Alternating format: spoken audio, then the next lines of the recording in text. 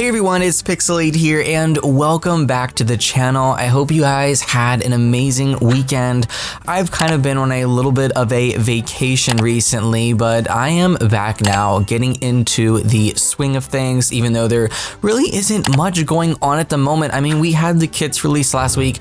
I have a lot of thoughts on those kits, okay? I was really excited for the Goth kit and seeing some of the previews really got me hyped, but then I saw the actual items list. There wasn't too much there, and I'm kind of shocked with the direction that they went with the Goth kit. Not to mention, there weren't even any hairstyles for the kit either, which was a little surprising. I was definitely underwhelmed seeing the item catalog, and for the first time, basically ever, I was actually thinking about supporting kits. But yeah, no. I will definitely not be picking this one up. And the same goes for the Castle Estate kit too. So all of the stuff that we saw, all of the previews, it's just for external only. I was kind of excited to see what they would add for the inside of our castles, for the inside of our builds, but there was really nothing for the indoors. I definitely see the direction that they were pushing with these kits, but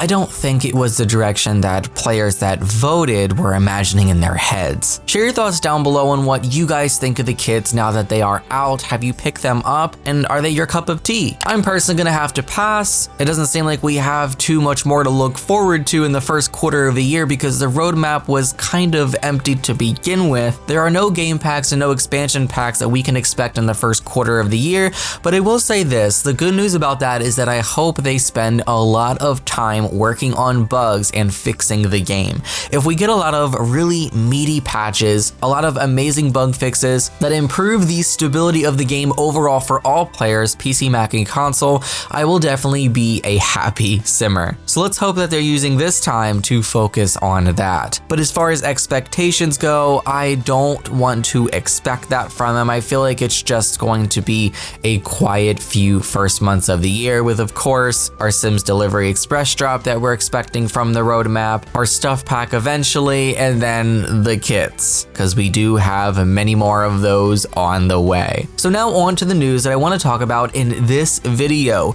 Grant is leaving Maxis. This is actually huge news. So a Twitter user, Mr. Whispers, has made a post sharing that Grant officially announces his departure from Maxis and EA. Grant writes, "I've decided to leave Maxis and EA. There is always another milestone to hit, a feature you want to deliver to players, co-workers you can't imagine not working with, a recession, my kids who need to eat. I realized there was never going to be a perfect moment to part, but I knew it was time to change, so I'm taking the jump.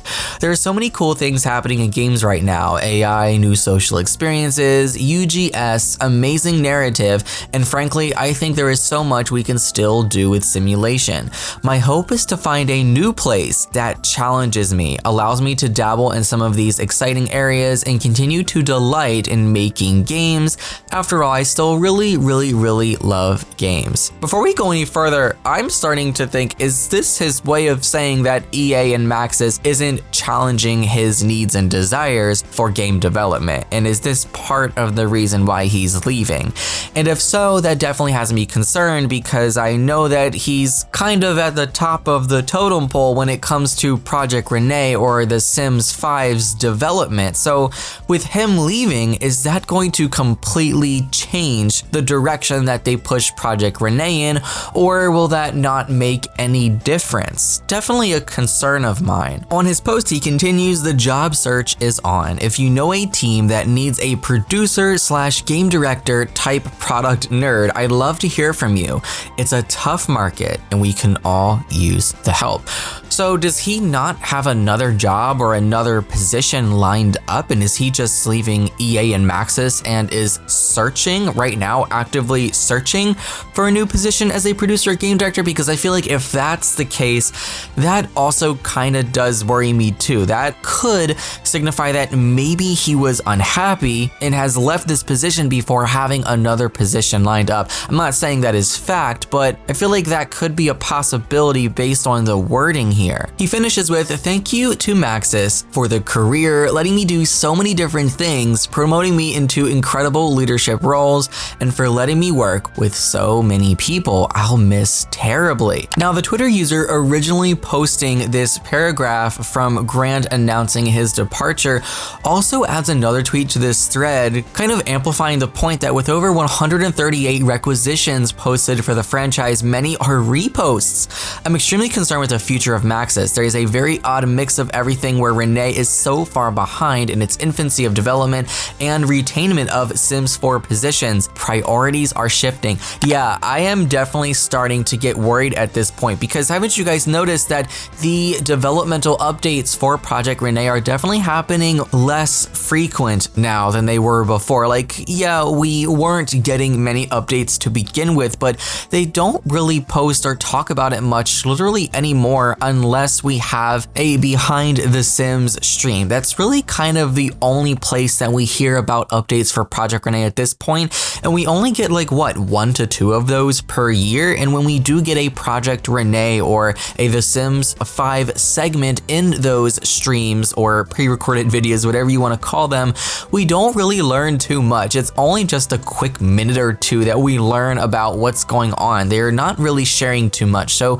I guess I can say that I am personally worried that not only are they potentially behind in development for where they want to be at this time, but with game directors at EA leaving and posting that they hope to find a new place that challenges them, kind of worries me. Yeah, I know that doesn't necessarily say that he was unhappy at EA or that EA wasn't challenging him, but from the way this post is structured, it doesn't really give that he has another position, another game studio lined up, and that he's just leaving Maxis or leaving EA. That's just my personal takeaway from it. There are a lot of replies beneath this tweet that are pointing out the fact that he made it really obvious he was leaving a job without another lined up. So that, to me, says a lot. That says more than a lot of people think it says. There's even speculation that he was laid off from the position. I don't think that's the case, because he's clearly stating here that he is making the active choice to leave. But I mean, I guess it could be a possibility that he was laid off and given the opportunity to resign before being laid off, so he took the opportunity to resign before then, which would make sense if he doesn't have another position lined up. I'm not saying that is a fact, but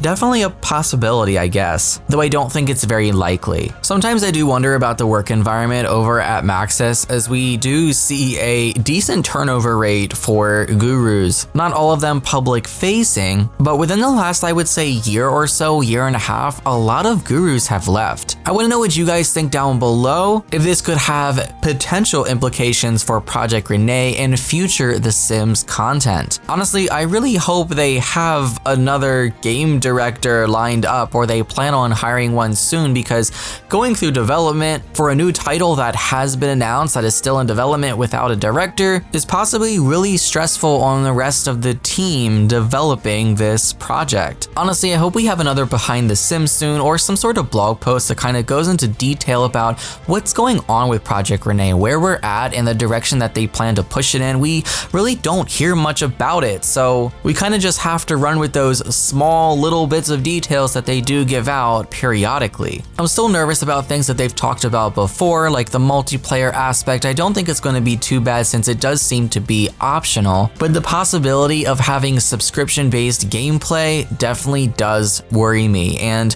if that's really going to be how it moves going forward, it's going to feel more like a mobile game than anything else. Share your thoughts below. That's it for me, and of course, if there are any updates with The Sims 5 or Project Renee, I will be back as soon as possible. Take care, happy life simming, and I hope you guys have an amazing rest of the week. I will be back though before the weekends. Take care, happy life simming.